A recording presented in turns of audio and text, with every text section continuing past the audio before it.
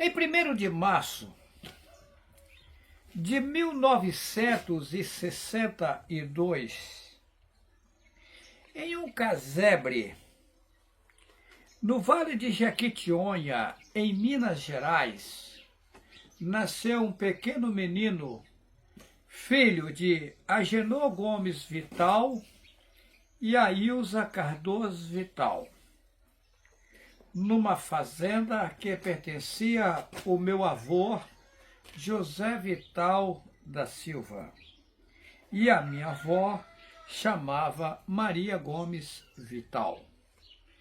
O que acontece? Esse menino nasce ali, segundo os meus pais diziam, porque eles já foram a óbito, que quando eu era pequenininho, que eles falam que eu era engraçadinho, né? Era um menino ágil, esperto, inteligente e surpreendia eles. Segundo a minha mãe e o meu pai diziam a mim, que nós morávamos naquele lugarzinho pobre, eles tinham uma roça próximo à casa, né?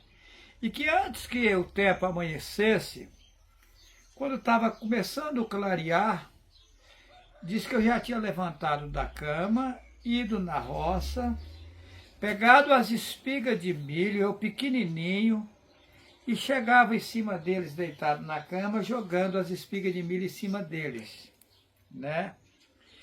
E segundo eles, eu chamava a atenção deles na minha forma de agir como menino pequeno. Mas será o que estava acontecendo no berço deles, sem eles saberem, né? E eu também, sem saber de nada, quando eu estava mais ou menos com 7 para 8 anos de idade, eles tinham um pomar, né, do meu finado avô, né?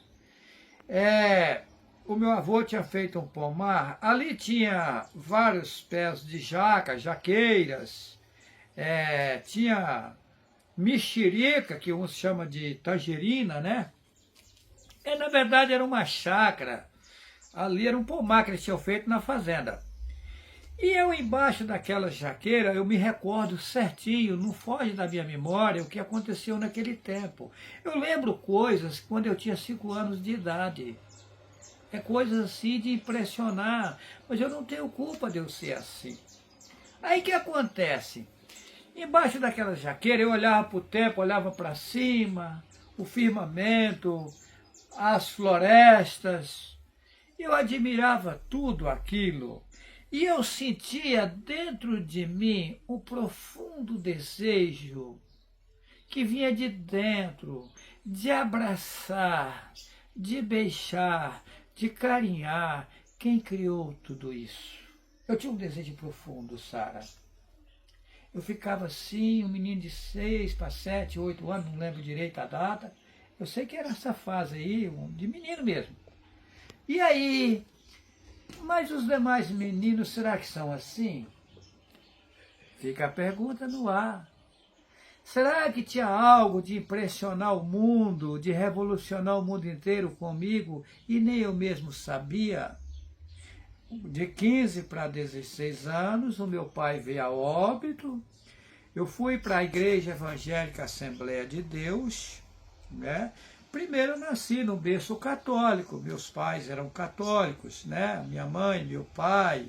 Eu cheguei a rezar terço de joelho no presépio em 25 de dezembro, né? Eu era católico, ia para a igreja católica e tal. Eu já fiz profissão, que é o cúmulo dos cúmulos, né? Carregar pedra na cabeça, subir morro, tal. Aí o que acontece? Com 15 para 16 anos, meu pai veio a óbito, eu fui para a Igreja Evangélica Assembleia de Deus, Ministério do Belém. Porque para você que não tem um certo conhecimento, há uma malandragem, uma pilantragem, uma roubalheira, uma montagem satânica para roubar o povo, Primeiro, Igreja Evangélica Assembleia de Deus de Belém.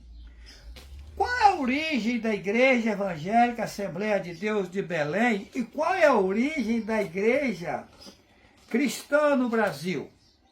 Vamos lá. Vieram dois homens da Pensilvânia, nos Estados Unidos, Daniel Berg e Guinaving. Eles chegaram no Belém do Pará, dois homens, e ali eles começaram essa evangelização deles. Tá.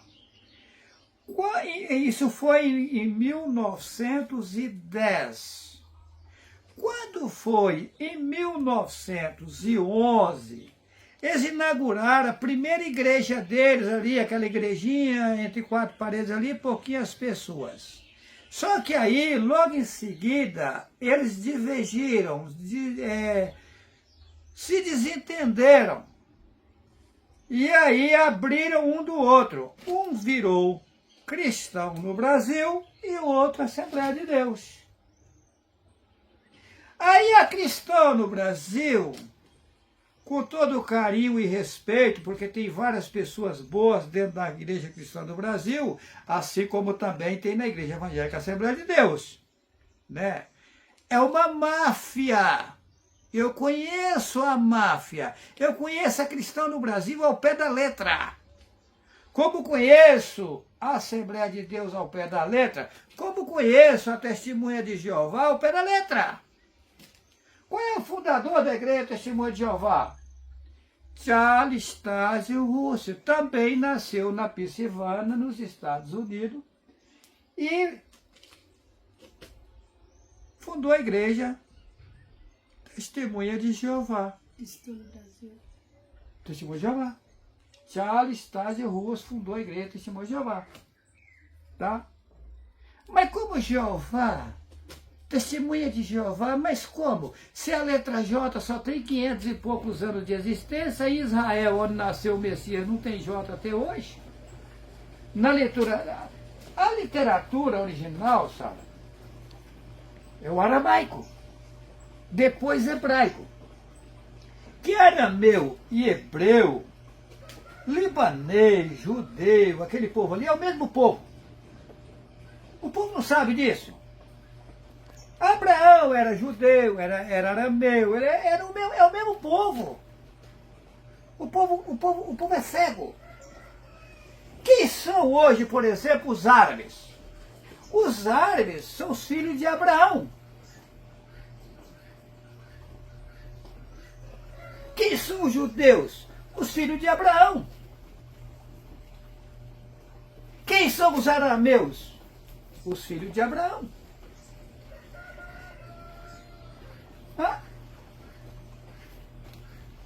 O povo hebreu, que eles falam judeu, é os filhos de Abraão com Sara. O povo árabe é os filhos de Abraão com Agar.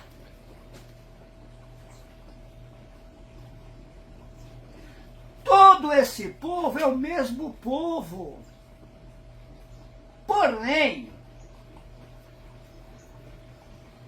Yahweh tem um projeto de salvar todas as nações, independente de clero. Yahweh criou imensidões de pessoas. Só que Satanás tem algo profundo aí que eu nunca quis soltar concernente a Satanás. O povo não sabe quem é Satanás. Sabe nada? Eu sei. Satanás não é do jeito que o povo está dizendo aí. Não, eu conheço Satanás. Ele é além da sua imaginação. Satanás não é umzinho, não. É tanto que ele conseguiu dominar esse mundo todo aqui e está governando. Como é que ele é umzinho qualquer? Quem está no poder hoje, governando? Poder legislativo, executivo de todos os países? Satanás. E todas as pessoas que estão no poder pertencem a mim. E querendo ou não, acreditando ou não, vocês vão depender da minha pessoa. Não estou inventando. Vocês acham que essa mulher aqui casou comigo porque ela é bonita, porque eu interessei nela? Não. Não. Eu nem sabia que ela era Sara. Não. Quando Yahweh me mostrou, eu fiquei abalado. Então tá, voltando o começo. Assembleia de Deus, Ministério de Belém. Porque começou em Belém do Pará em 2010. Em 2011, ou em 1910. Em 1911 inauguraram a primeira igreja. Tá. Mas aí, por causa disso aqui, Assembleia de Deus foi se abrindo outras assembleias dentro dela. Aí vem Assembleia de Deus, Ministério de Madureira. O presidente dela, Manuel Ferreira, do Rio de Janeiro. Será que o Juarez sabe as coisas? Sabe sim. É. Tá.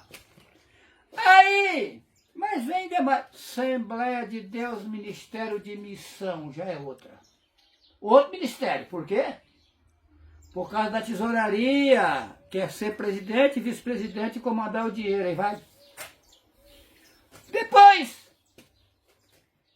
Assembleia de Deus, Ministério de Santos. Eu estive nela, tá? Eu fui lá em Santos, na sede dela. Inclusive, eles me convidaram, eles tinham uma coisa comigo, que me levaram numa reunião onde só poderia participar os grandões. E lá eu fiquei surpreso com o que eu vi. Que eu não vou contar para vocês aqui. É estarrecedor, é de arrepiar os cabelos. Os membros inocentes não sabem de nada. São pessoas simples, bem intencionadas, que estão lá dentro, sem saber o que está acontecendo.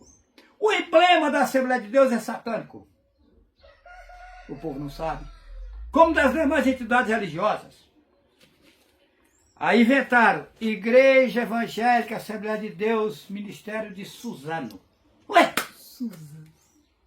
Não, e tem mais, e foi inventando mais. Eu não vou citar todos aqui não, é uma imensidão. Tem Batista, né? Malandragem, pilantragem, roubalheira, enganação, bandidagem.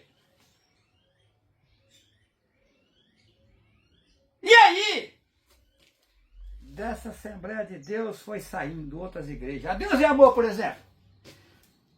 O missionário Davi Miranda, eu vi ele pregar ao vivo lá na rodoviária do Mistério, do Glicério em São Paulo. Eu estive lá. Ué, mas esse homem tão simples assim rodou tudo. Era obreiro da Assembleia de Deus. Saiu para poder montar dele, para ganhar o dia dele. Que daí os outros pastores estavam pegando. Eu tenho que pegar também, mas para pegar eu tenho que abrir o ministério. Manuel de Melo. Igreja o Brasil para Cristo. Quem era o Manuel de Melo? Já foi para as Quicuia, tanto Manuel de Melo como Davi Miranda. Tá. Mas quem era Manuel de Melo? O famoso Manuel de Melo. Eu tive na igreja sede de Manuel de Melo, lá na Pompeia, no Matarazzo, em São Paulo. Será que eu conheço? Ou eu estou inventando? A capital maior do Brasil é São Paulo. Eu já andei em São Paulo de trem, de metrô, a pé De carro. e de carro próprio. Eu comprei no centro de São Paulo, no Brás, 11 anos. Eu tinha loja, primeiro eu comecei como camelô, lá em São Sebastião, litoral norte de São Paulo. Primeiro eu fui solteiro para São Paulo. Trabalhei no centro de São Paulo. Eu conheço o centro de São Paulo. Eu saía de São Miguel Paulista. Tá? Eu morei no Jardim Maia. Conheço o Jardim Helena. Eu conheço São Paulo. É lógico, conhecer São Paulo ao pé da letra ninguém conhece. Mas eu tenho um amplo conhecimento da cidade de São Paulo. Então, eu saía, levantava de madrugada, tá? Para pegar um ônibus até Jardim, até São Miguel Paulista, depois pegava um trem que era igual sardinha na lata para ir para o Brás, ou para ir para o Parque Dom Pedro. Tá? E às vezes eu ia de ônibus, pegava um ônibus e ia direto ao Parque Dom Pedro. Descia no Parque Dom Pedro, subia ali, chegava na Praça da Sé, passava a Praça João Mendes, trabalhei primeiro na Rua Conselheiro Furtado. Depois passei a trabalhar na Rua da Glória, primeiro na Rua da Glória, depois Rua Conselheiro Furtado. Depois eu saí dali, fui para Guarulhos. Depois do bairro dos Pimenta, a entrada da Água Chata, trabalhei na fábrica de doces Neuza Limitada. Mas por que eu teria que passar por tudo isso? Agora, como vendedor ambulante, eu conheço São Paulo, conheço a Estação da Luz, conheço 9 de Julho, Liberdade, que é o centro de São Paulo, né? Conheço Rodoviária do Glicério, eu conheço o Brás, as ruas do Brás. Uma vez, Sara, eu fui no ônibus de excursão, no ônibus de linha. Às vezes eu ia de ônibus de excursão, depois eu ia de ônibus de linha, e às vezes eu ia, depois, com o tempo, eu consegui comprar carro, passei de carro próprio para São Paulo. Tá. Uma vez eu fui no ônibus de linha para São Paulo. Quando eu desci, umas mulheres que tinham vindo lá de São Sebastião, de onde eu tinha vindo, perguntaram para mim assim, como é que eu faço para ir para o Brás? Eu falei, olha, eu estou indo para lá. Se vocês não se importarem, querem me acompanhar, ou se você fizer isso com nós, a gente agradece. Então vamos mesmo. Duas mulheres. Aí chegou lá, nós tínhamos descido na rodoviária do Tietê, né? Aí lá na rodoviária do Tietê, a gente entra, aí eu falei para elas, vamos pegar o metrô pro Brás. Aí nós pegamos o metrô Corinthians, né? Pegamos o metrô Corinthians, eu sei tudo de cor, sabe? Eu não esqueço nada, né? Aí, lá embaixo, quando desce na Praça da Sé, mas já lá embaixo, por dentro do chão. E depois retornando, lá dentro, eu falei, vamos pegar aqui, nós temos que ficar na bilheteria comprar. Nós vamos agora mudar, nós vamos pegar sentido Brás. Só que aonde eu vou descer do Brás, nós vamos andar uns 2 quilômetros ou mais a pé. Tá? É um trecho longo, vou andar a pé. Para chegar no Brás. Eu falei, não tem problema não. Eu vou por uma rota aqui que muita gente não anda nela. Tá. Quando chegou no Brás, elas perguntaram para mim assim. Eu falei assim, para onde vocês querem ir? Nós queremos ir para tal lugar, assim, assim, ó. Falei, você pega aqui, assim, assim, tantos quarteirão, você faz assim, assim, depois tantos quarteirão, você faz assim, assim, depois assim, assim, você vai chegar lá. Elas perguntaram para mim assim, você mora aqui? Falei, não, eu moro lá em São Sebastião. Nós já estávamos perplexos de você chegar até aqui sem perguntar nada para ninguém. E agora você nos dá o destino para nós ter que ir. Será que é por acaso? Será que é por acaso que eu rodo todo o Brasil e não me enrolo, não me embaraço em lugar nenhum?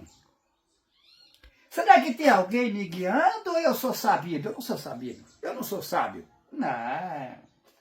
E algo. Quem é no mundo que consegue pegar um violão, cantar e tocar sem ter a música? Fala pra mim! Desafio os cantores do Brasil!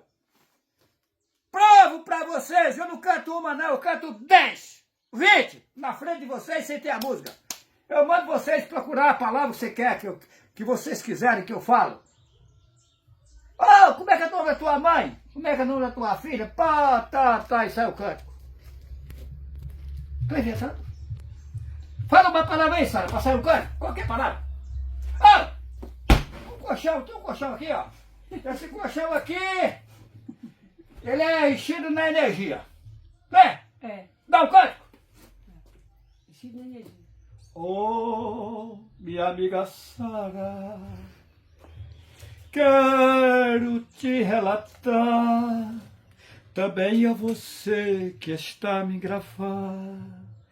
Eu vou pelo mundo, vou viajar, a Sara na minha companhia, a mensagem a levar.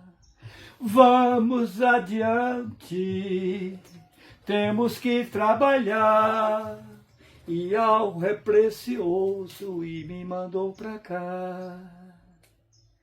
Nas nossas viagens, às vezes temos que parar em um cochoado, às vezes temos que deitar.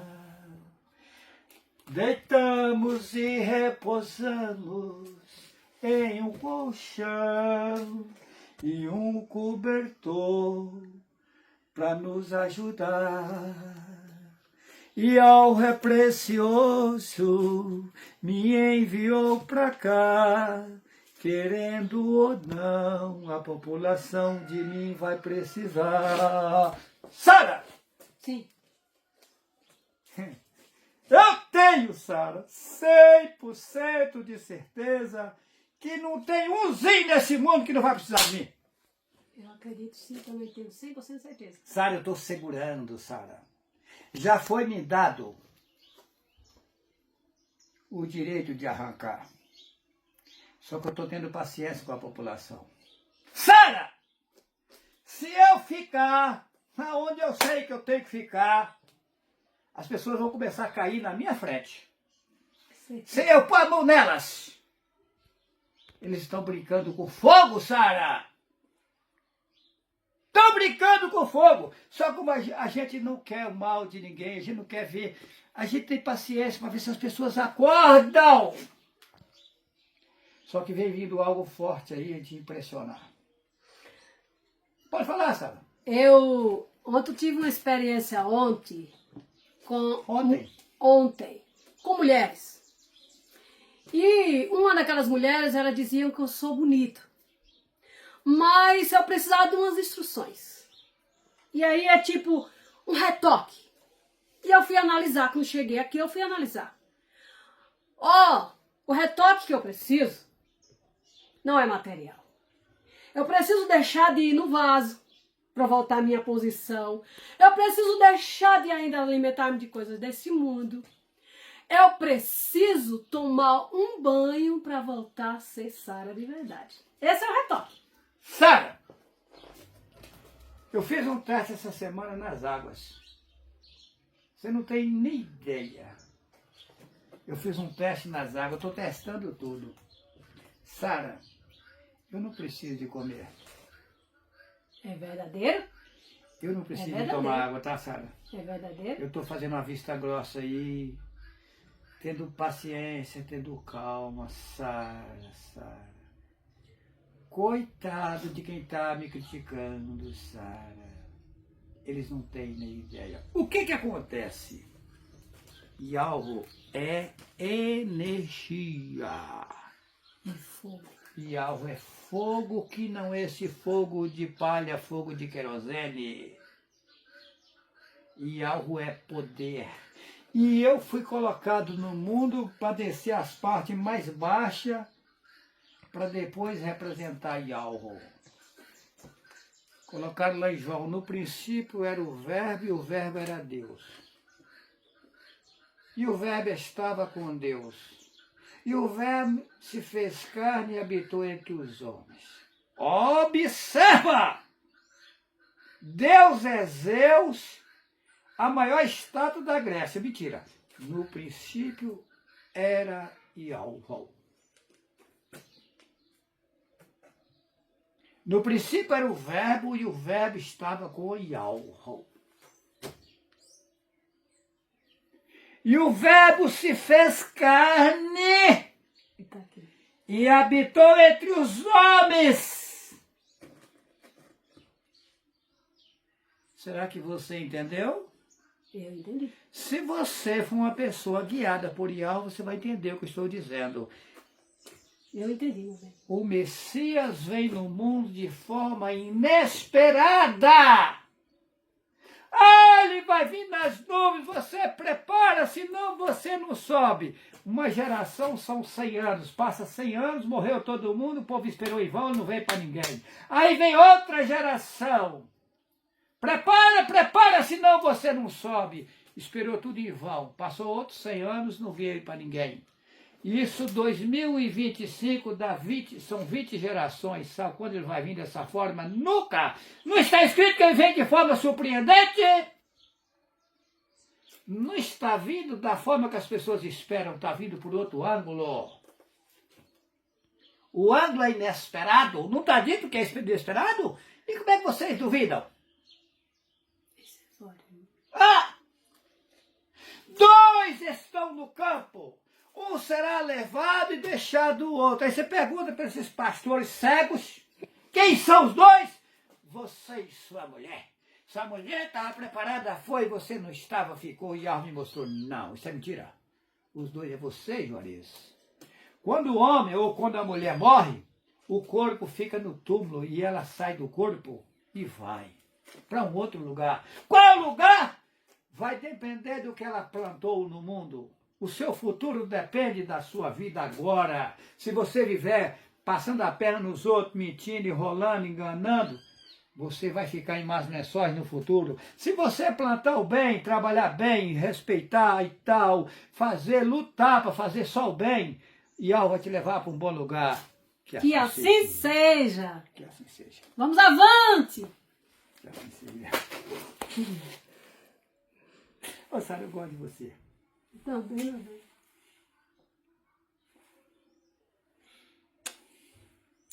bem.